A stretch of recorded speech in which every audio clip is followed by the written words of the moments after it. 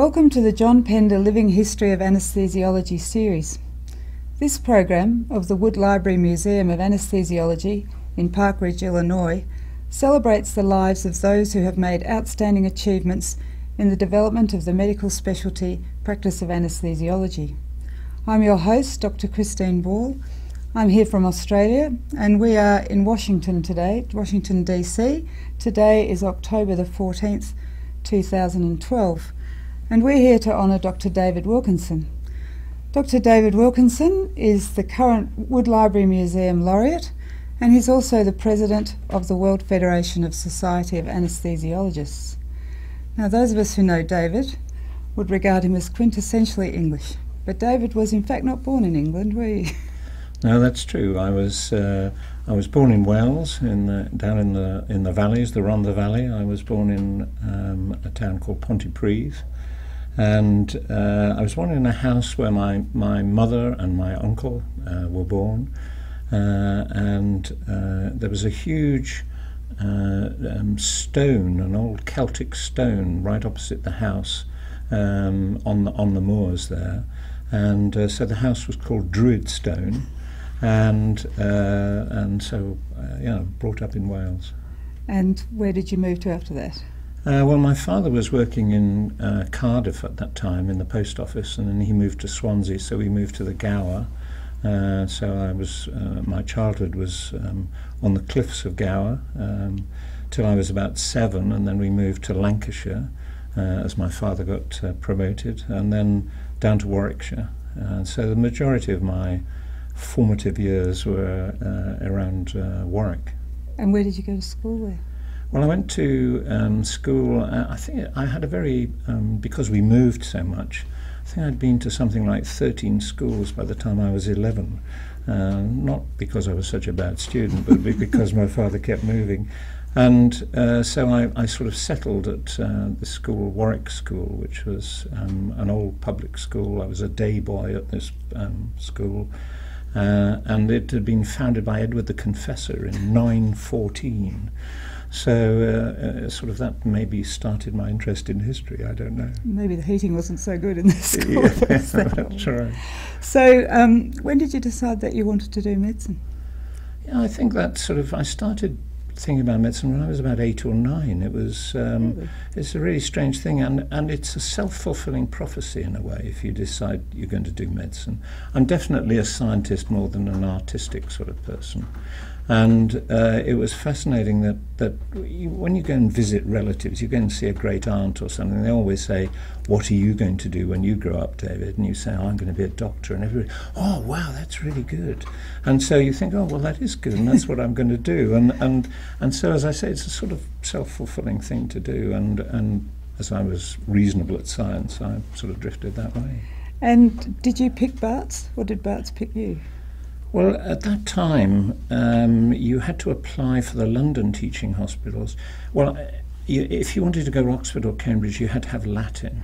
And I sort of failed. I was thrown out of Latin very early on in my schooling. And so if you wanted to go to a London teaching hospital, you applied early rather than to the other peripheral teaching hospitals. So I applied to about 5 of the London teaching hospitals, and I was interviewed at Barts by a man who subsequently became a very good friend, who was an anaesthetist. And George Ellis was this chap, and he was the man who the doctor in the house people had modelled Grimsdyke, the perpetual student, on.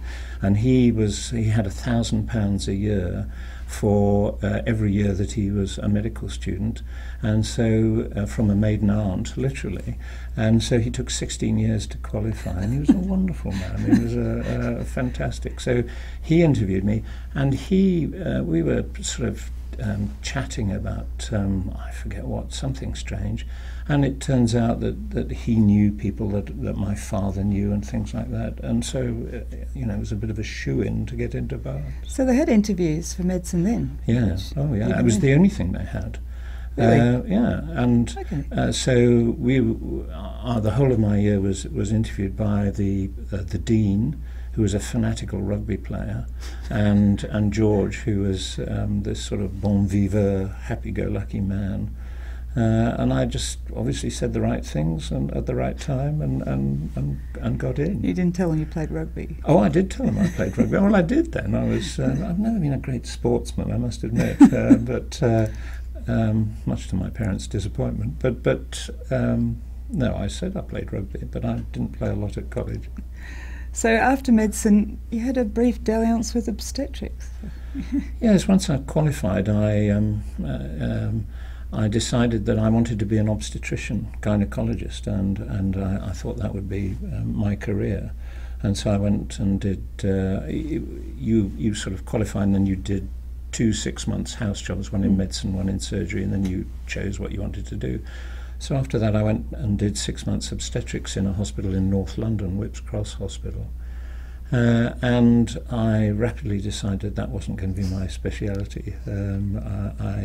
I took the diploma in obstetrics and passed that, but I didn't really. It didn't suit my personality somehow. I don't know that we've got it listed with your qualifications diploma.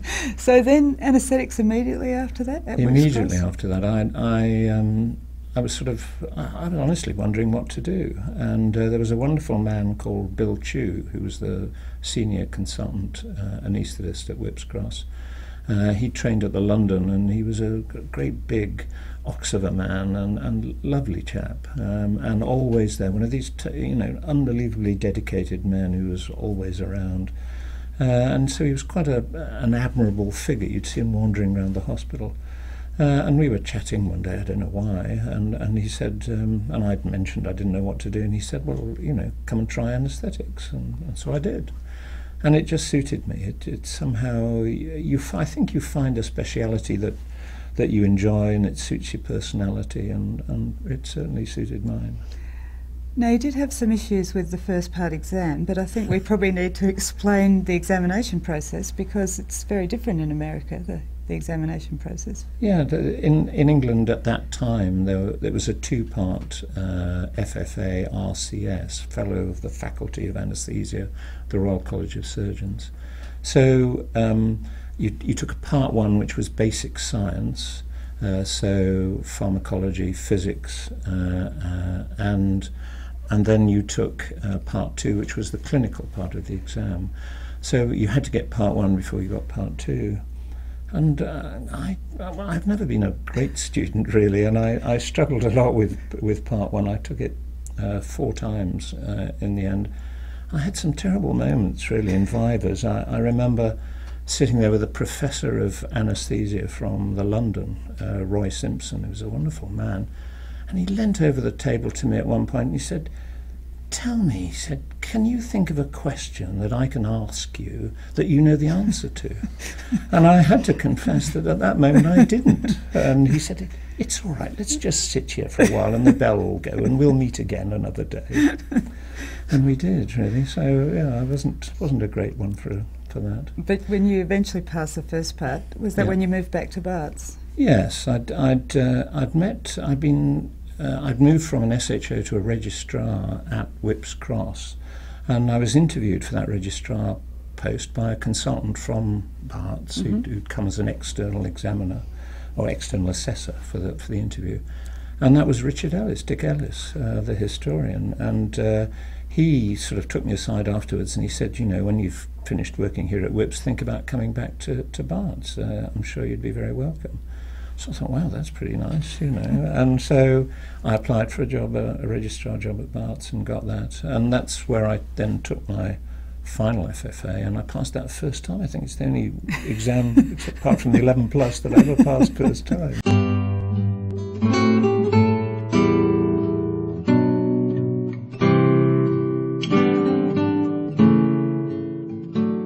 And then your career got more certain from that point on, once you were at Barts. But by that stage, you'd already developed an interest in history. Was that because of Dick Ellis, do you think? It was partly because of Dick, but I think the real thing that triggered the interest in history was that it was part of the second part of the exam. So you'd go and sit in front of the base table, and it would be covered with historical pieces of equipment. You know, there'd be Clover's inhalers, Snow's apparatus, there'd be Waters canister sitting there, and they'd sort of pick up anything and say, "What's that?" And so you had to know, or it helped if you knew. And they ran a course at St Thomas's Hospital, where a chap called Charlie Foster, another fantastic man, had collected an incredible museum of equipment.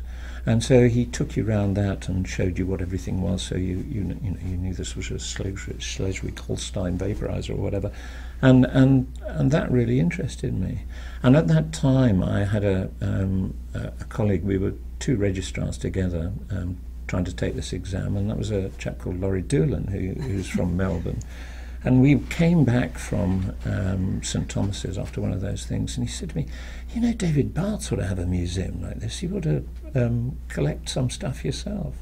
So I thought, that's a really good idea. So I started collecting, and then I really got interested in history. How did you collect it then?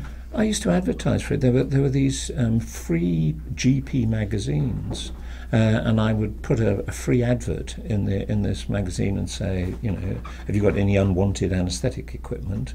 And people would then send you stuff, or you know, you'd ring up, and Norma and I, my wife and I, drive off into the countryside and have afternoon tea with a GP who'd suddenly produce a bag of stuff that had been his father's, and there were fantastic stories. You know, Clover's inhaler I got from a chap down near Southampton. And, you know, I said, that's really nice. I said, it looks so, you know, almost new. He said, well, I only stopped using it in 1960. He used to use it in his domiciliary obstetric practice. Wow. You know, when ladies got into trouble, you know, he'd pop them off to sleep with a Clover's inhaler. So. Wow. And where did you keep it all? At the hospital? At the hospital, in the anaesthetic department. You know, they gave me a bookcase and then another bookcase, and then I got a gallery and so on. So yeah. Okay, and so we were talking about Laurie Doolan, but shortly after that you did come to Australia, to Western Australia. Yeah, I did. I was I'd been a senior registrar, which was the next stage after you passed your second part, and sort of everything happened at once. I was looking to become a consultant, and I'd been the bit that was a gap in my anaesthetic training was paediatrics. And so while I'd been at Whipps Cross in my first jobs, there'd been a sort of iconic set of Australian registrars there, one of whom, Rob Ayres, was from the Children's Hospital in Melbourne. And he'd always said, you know, you want to come back to Melbourne sometime, you know. So I thought, oh, great. So I applied to go to Melbourne. And, of course, they were saturated with their own trainees that wanted that job. So I couldn't get in there. And the head of that department, Kester Brown, then rang up Nerida Dilworth in Perth in Western Australia. And she very kindly offered me a job. And that option to go to Perth for a year arrived 2 days before I sat down for a consultant interview at Bart's. So I went in for this consultant interview, and they gave me the post as a consultant at Bart's, and they said, you know, right, you know, start in a week's time. And I said, can I go away for a year, please, to Australia and do paediatrics and then come back? And they all looked a bit off-put, and then they said, all right, and they employed a locum for a year. So that was 1979. I came to Western Australia for a year.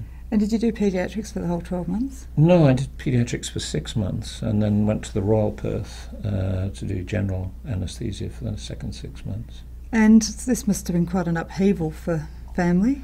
It was. We had a little daughter who was 1 year old, and Norma was about 32 weeks pregnant when we flew. So yeah, it was quite an upheaval. We rented out our house.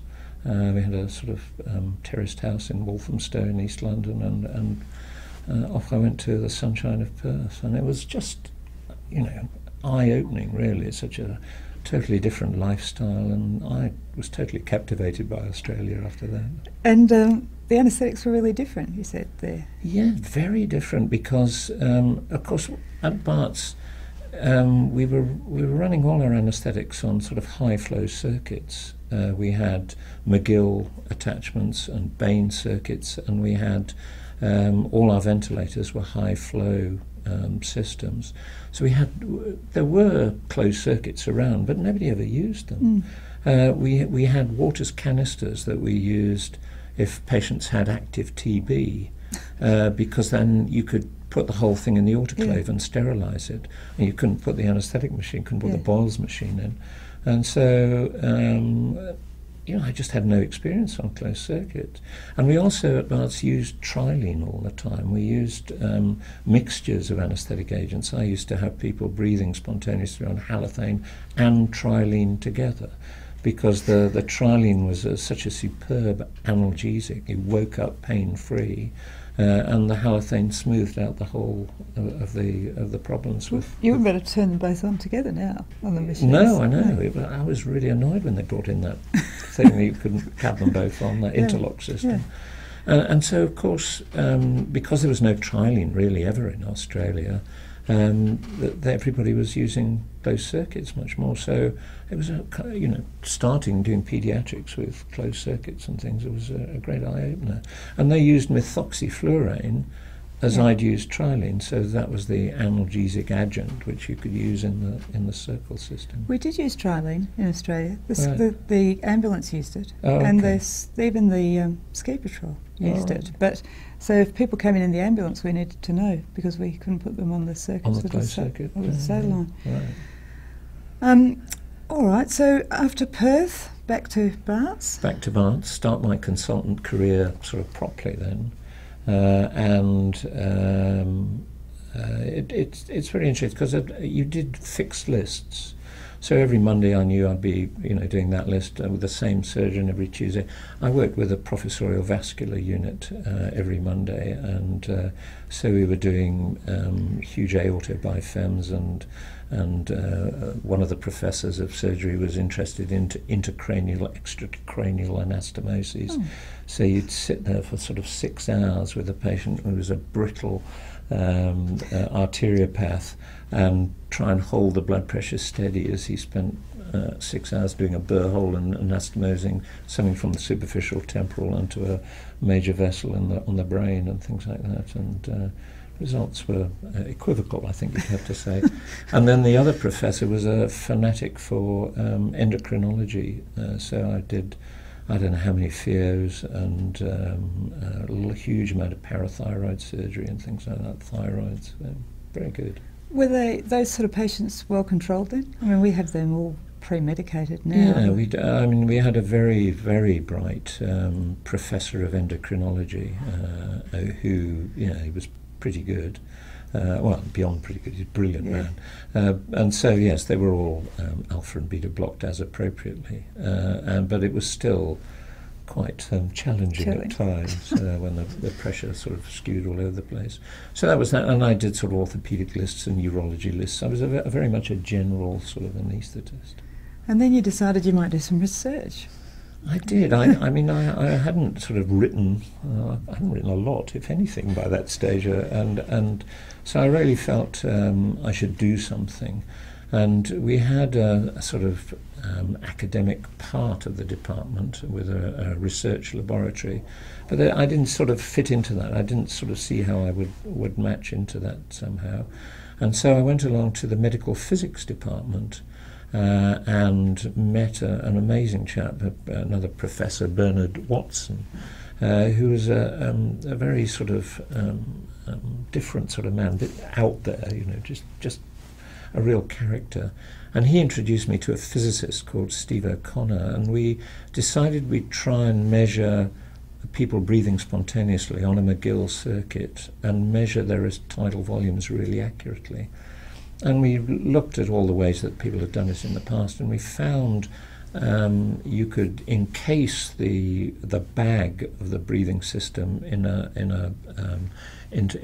a sealed box, and then link that to a wet wedge spirometer. So the spirometer moved in an arc as the bag moved up and in and out, and then you could transduce that and produce a tidal volume. And so we then did a whole series of drug trials where we'd give patients, we were using the agonist-antagonist, so meptazanol, nalbuphine, things like that, and measuring the impact of these narcotics on, or these agonist-antagonists on respiratory values. And then papers were written, and the physicist was fantastic, Steve, because he sort of taught me how to write papers and things like that, because he was rolling them out all the time. And then there was a chap in the department, Mark Tooley, who then became a professor of medical electronics in Bristol, and he computerized the whole system. So instead of having to measure it all, we got it all computerized, and away we went. So computers were still enormous. Oh, they were, yeah. I mean, we had 2 trolleys. They had the computer trolley, and then the wet wedge trolley, and then the anesthetic machine. So it was quite an upheaval when we arrived. and that's when you started travelling a bit, giving a few papers? Yeah, it seemed, a natural thing then to do, that if you've done this work, then why not go and talk about it somewhere? And I went to European meetings in places like Vienna, and then I remember even going to Hong Kong to talk about it. And it was, you were encouraged to do that, partly by the hospital. And about the same time, the day surgery unit was started. Yeah, we'd had a day surgery from the very early days, and there was a big push developing in management that they were looking how they could save money in the hospital. And nothing changes, does it?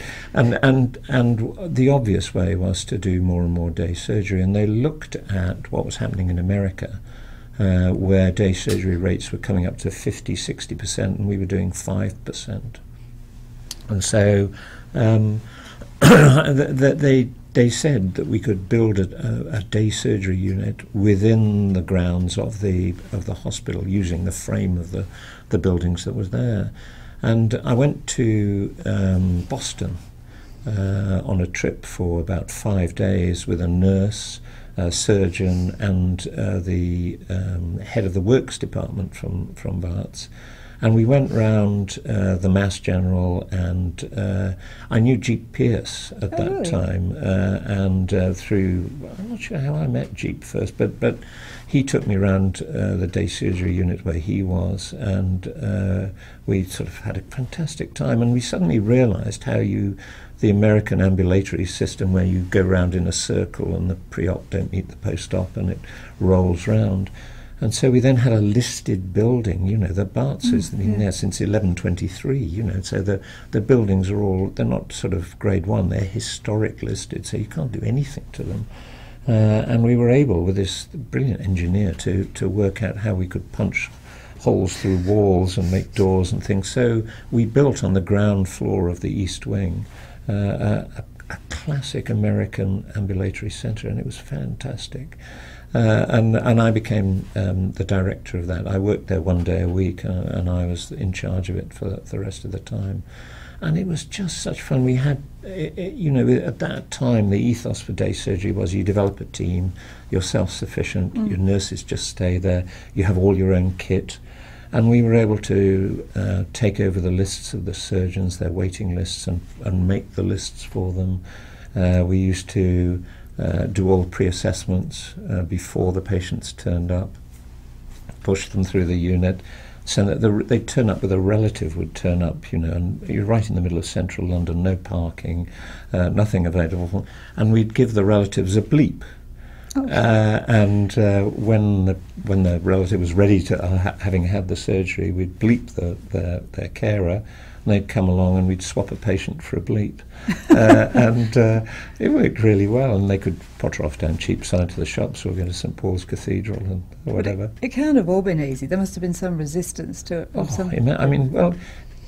There was a very bright man in Cambridge, Tom Ogg, who developed ambulatory work there. I remember listening to him talk, and he said, "It's no good trying to persuade surgeons who don't want to work there to try and work there."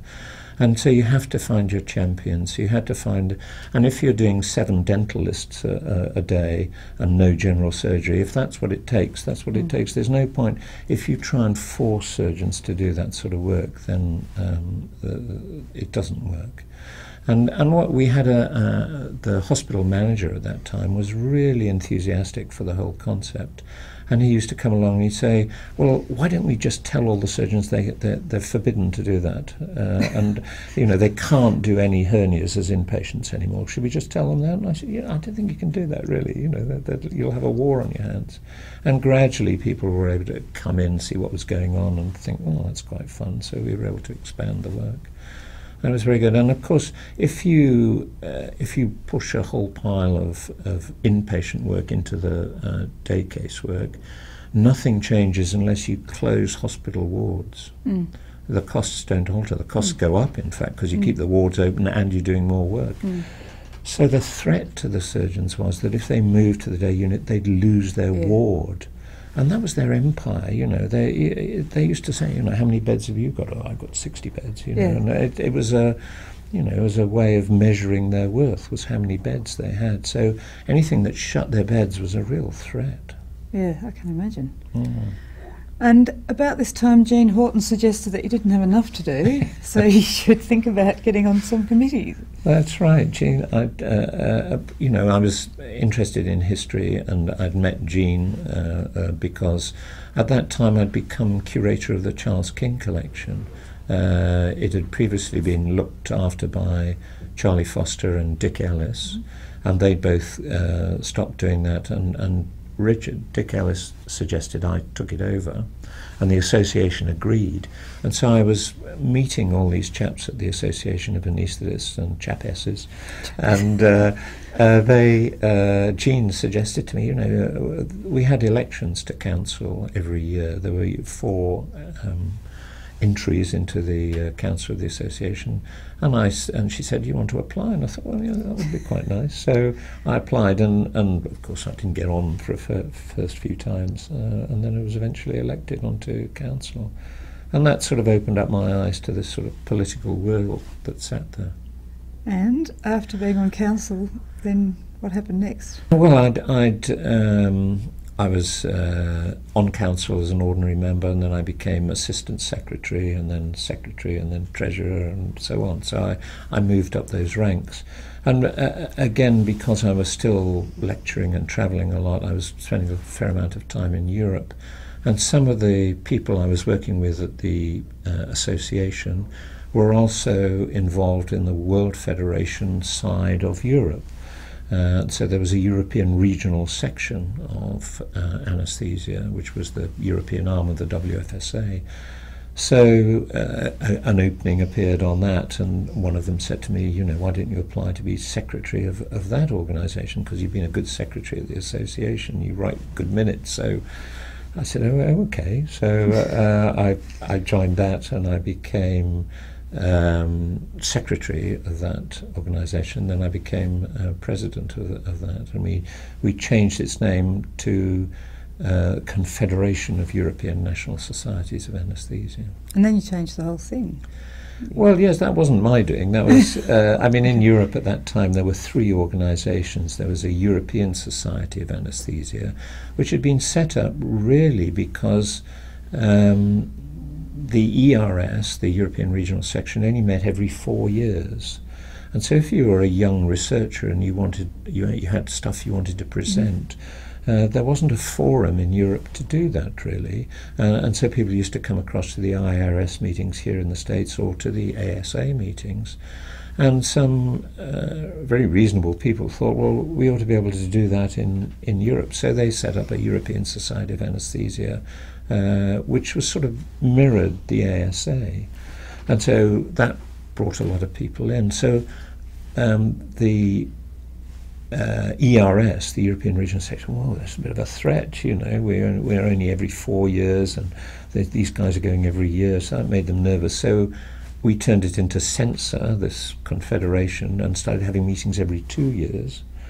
And then there was also another group called the Academy of Anaesthesia, which was a very elite academic, mainly professors of anaesthesia throughout Europe, which you were elected to as an academician. You couldn't just join that. So these 3, it was a bit haywire, 3 societies all trying to do the same thing. And so people decided we'd amalgamate the three things together, and they did, and that formed the new ESA, which is still in existence today.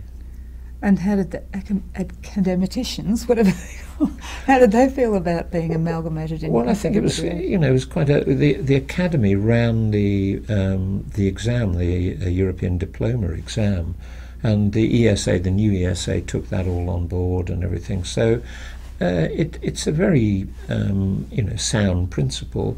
There are a few challenges still with anything. When you pull three big societies together, as they did, I think we're just beginning to work through all the sort of little hiccups that have happened. So they've got the same body for their politics and their qualification.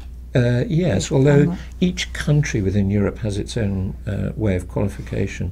The UK has this FRCA, the Fellow of the Royal College of Anaesthetists, which is totally separate from the European diploma.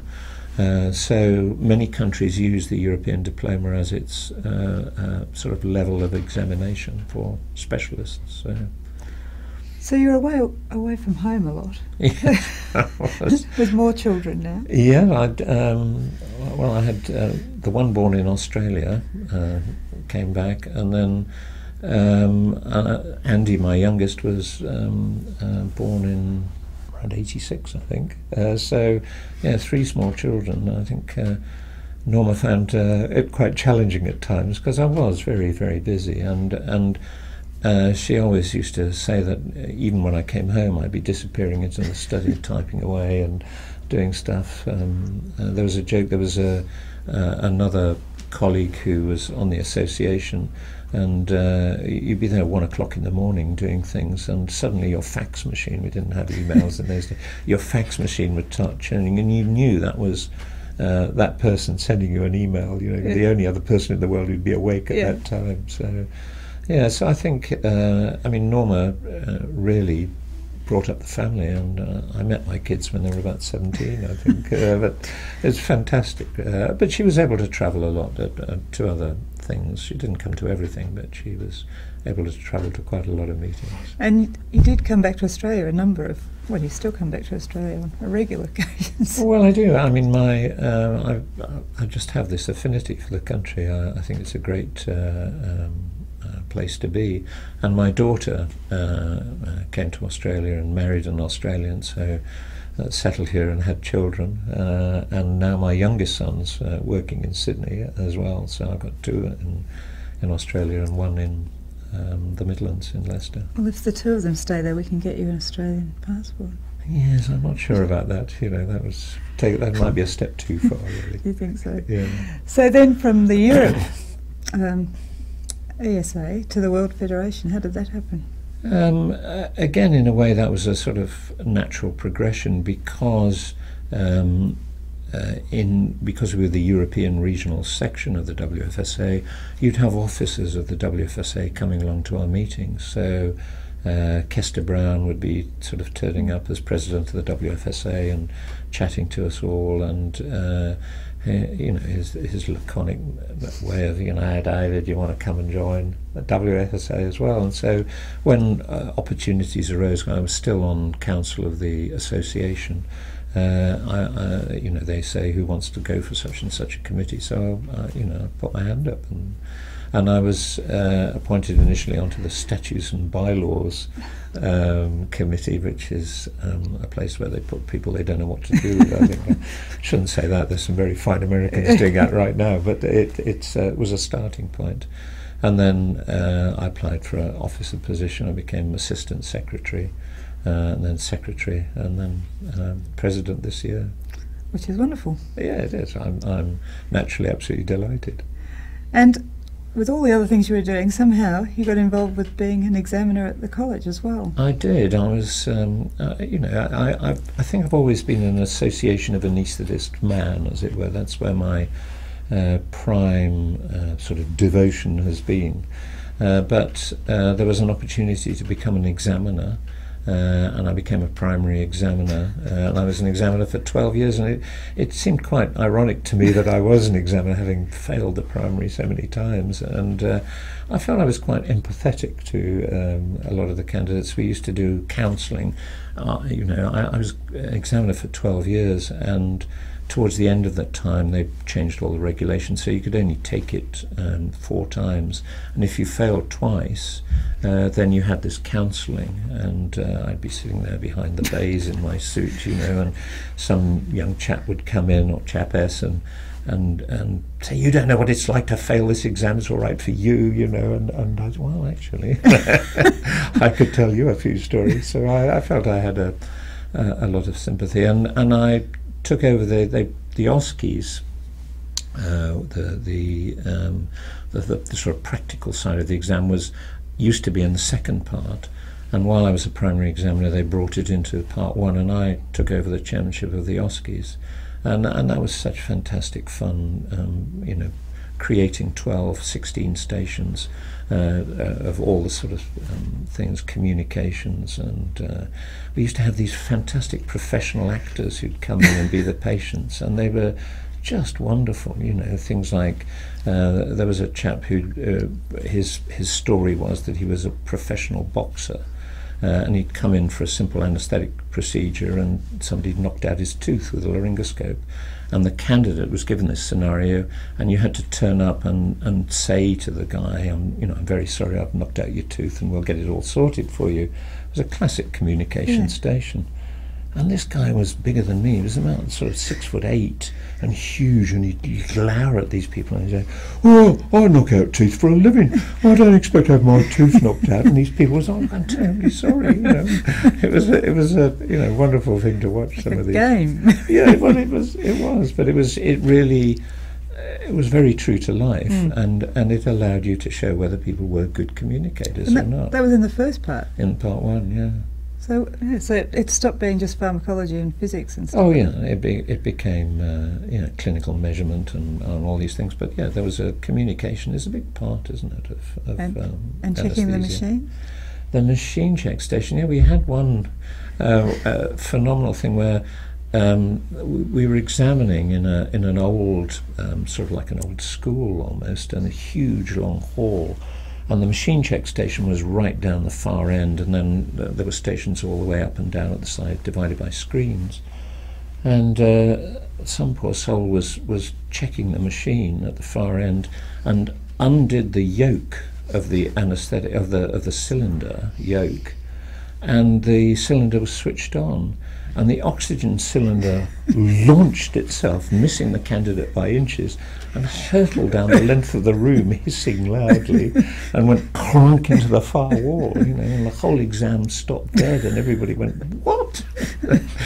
It's quite interesting moments in the exam. A bit like the cyclopropane cylinders of good old days. Yeah, that's right. So history has been a huge part of your career, obviously. It has, yeah.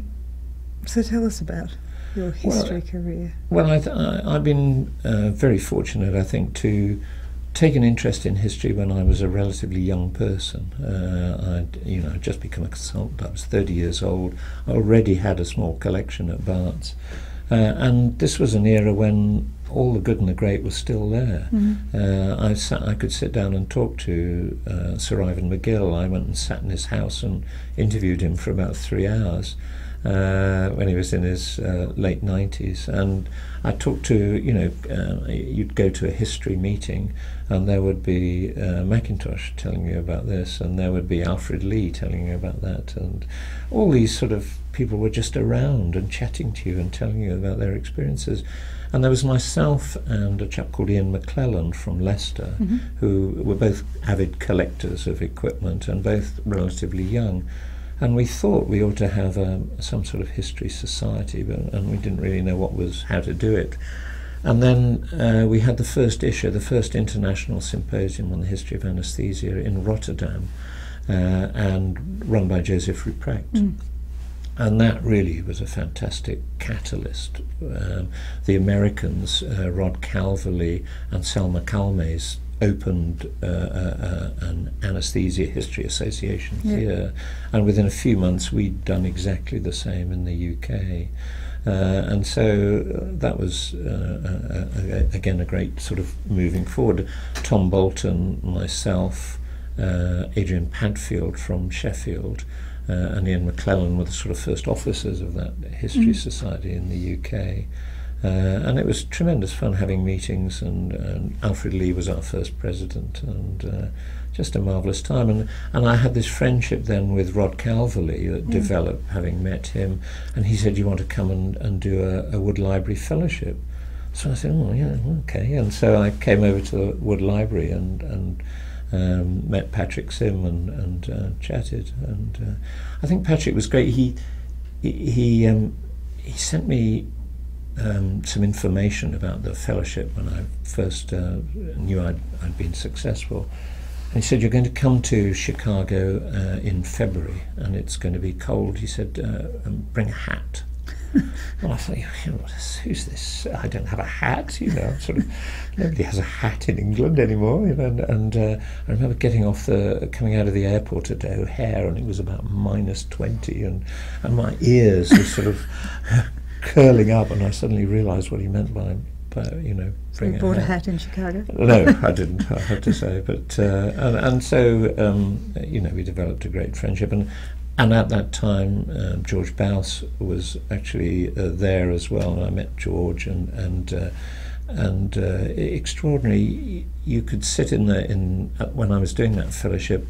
Lucian Morris came in and was telling me how he made the copper kettle, and Ron Stevens was chatting to me, and people like Pepper Jenkins were there. Come and have lunch and chat with Pepper Jenkins. What? Unbelievable stuff. So I was just at the right place at the right time. Did you tape any of these people you talked to? I did. I taped quite a few of the things, and we put those records in with the archive at the association. But a lot of the problem with those, you record on old tapes, and then the technology changes, and they've been sitting in the cupboard, and you can't do them anymore. They won't go round, and so a lot of it got lost, I think. That's a shame. Yeah. And were you still looking after the Charles King through all that time? I was. I looked after the Charles King, and I also was chairman of the archives at Barts. We had an archive going back to 1123, a medieval archive. It was like going into a vault. It was 2 big vaults with airlocks you had to go through to get into the rooms where all the stuff was. What's in there? Well, all the minute books of every meeting that they've ever had, all the governor's minutes, and all the details about every department, and it's a fantastic archive. It's the central repository for about 9 hospitals, and so it's just a marvellous thing. And that was a new change. I'd been there about a year, and the archivist retired, and so I had to interview a new archivist. What do you ask an archivist? And so I went down to the Guildhall in London and saw the archivist there, and I said, "Look, I've got to do this. Would you come and help me?" "Oh, absolutely, I'd be delighted." So he showed me how to do the advert, and we had 3 candidates. So he came and sat down to do the interview, and he said, "Shall I start?" "Yes, please." So his first question, he said, "Tell me, do you speak Latin?" And the archivist said, "Of course." And I'm thinking, so far out of my depth here, this is just ridiculous. But obviously you speak Latin if you're going to look at this medieval archive. What a dumb question is that? A lot of it must be in Latin, I presume. Yeah, and I presume it's been restored, or is it still in the same place? No, it's still there. It's still there under the north wing of at Barts. Yeah, it's fantastic. Wow. So I did that for a long time, about 15 years. Did they have equipment there as well? Well, they had not really equipment. They had plate and silver plate and portraits and all the great painters and things. We've got the Great Hall. You go in a staircase up to the Great Hall in Barts, and there are 2 Hogarths on the wall. And Hogarth was a patient and became a governor of the hospital, which was what you tended to do if you had a bit of money and you survived. And so as a present to the hospital, he painted 2 complete walls of one of the Christ bathing at the pool of Bethesda, and the other one's of the Good Samaritan. And it's just fantastic art. And I remember we had Bonhams come along to insure it. And we were standing at the top of the staircase, and they're looking at it, and they were saying, well, what do you think? And I'm saying, no, you're telling me. And they said, well, should we say 2 million a wall? And I'm going, oh, okay, that's probably, said, and they're on canvas, you know, so you could remove them. And what about, there's a picture of Henry VIII, a painting of Henry VIII? Yeah, pictures of Henry VIII and statues, statues, and there are, you know, stuff of Harvey, and I mean, 1123 is a long, long history.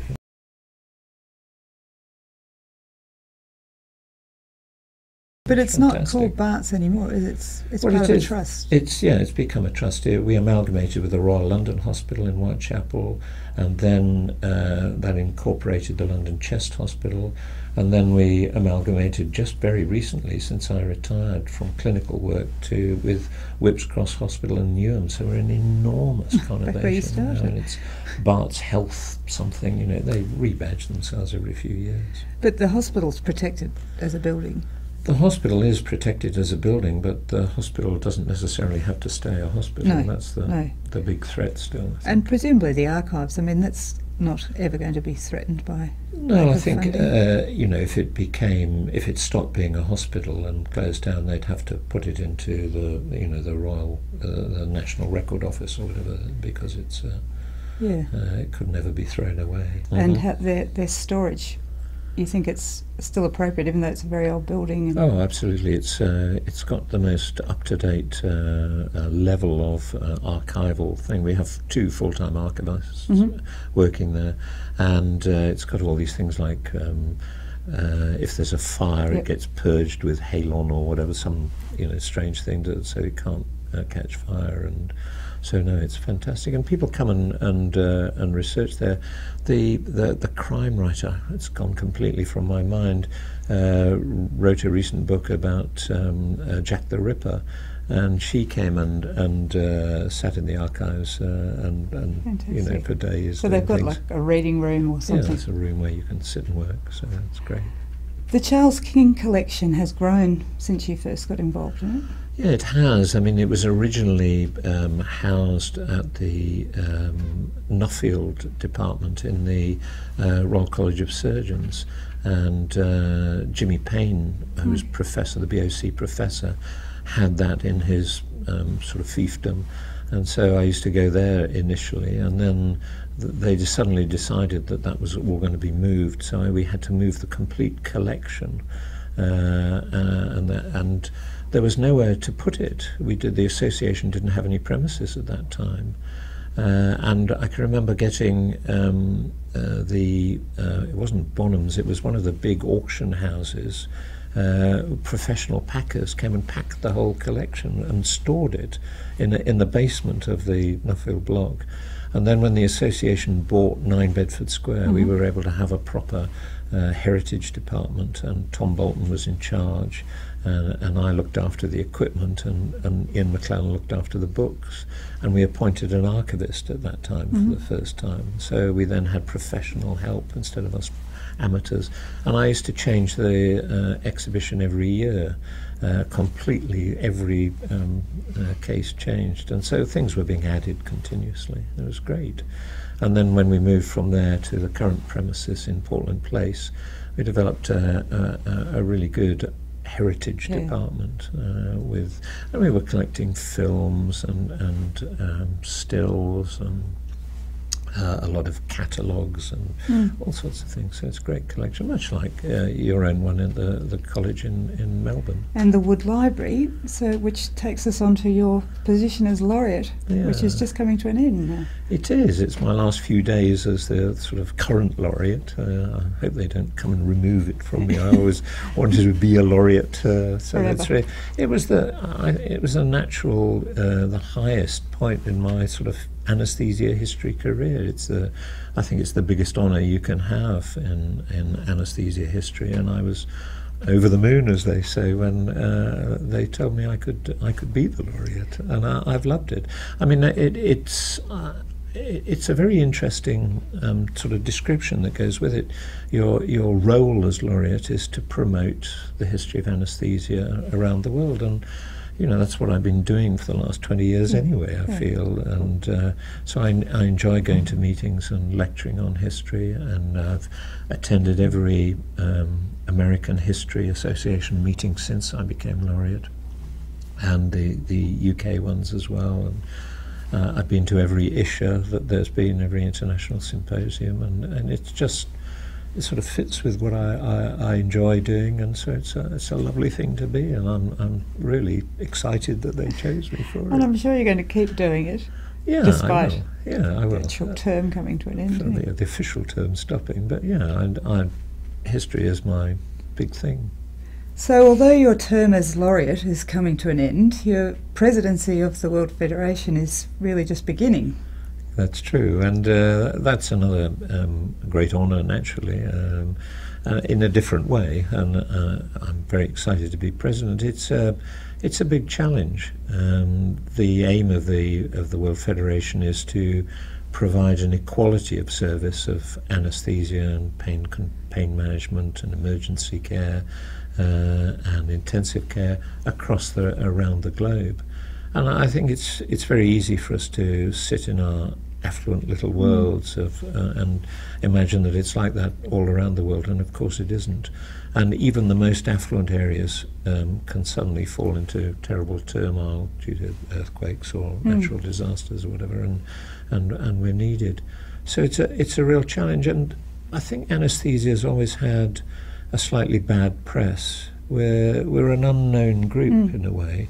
We work when our patients are asleep, and we don't, as we see a patient afterwards, in the recovery area or on the ward or over the next week while they're still in hospital. But if you're doing a lot of day surgery, you see them as they're in the step-down unit, and then they're gone, and you don't see them again, and they come back and see the surgeons. So they have much greater rapport with the surgeons than they ever do with the anaesthetist, who just was there and gone.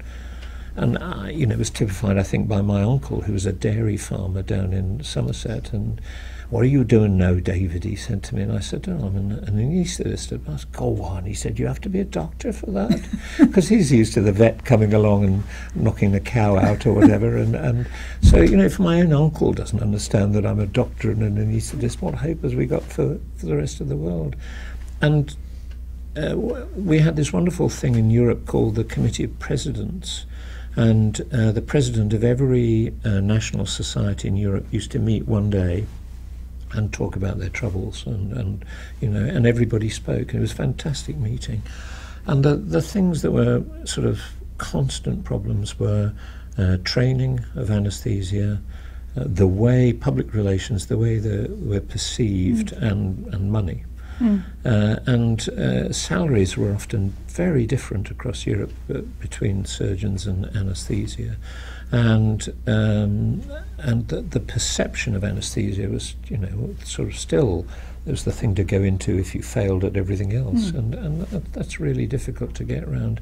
And so if you're going into the less affluent world and trying to create anaesthesia as it should be, you're facing really tremendous challenges.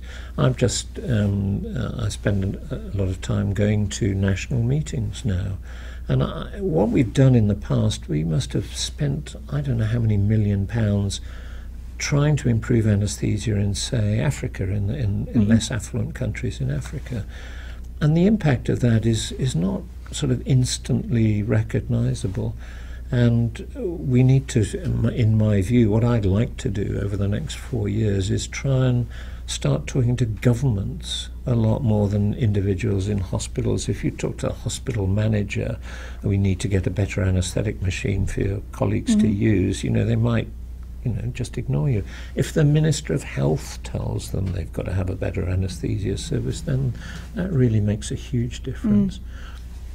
So what I'd like to do during my presidency, if I can, is continue the great work that's already been done by my predecessors and keep that running, but increase that activity into talking to governments so we can try and change their attitudes to the way anaesthesia provision should be done in the less affluent world. Well, good luck. Yeah, I think I need that. Thank you. Definitely. Thank you, David, for sharing your inspiring life and experiences with us. This interview will be placed in the Wood Library Museum archives for informative viewing for many decades to come. I'm Dr. Christine Ball, and speaking for myself and Dr. David Wilkinson, we wish to thank the Wood Library Museum and its committee on the John Pender Living History of Anaesthesia series for making this interview possible, and especially the committee chair, Dr. Bradley E. Smith, and the co-chairs, Dr. Marcel Willock and Dr. Frank Scammon, for their work and help.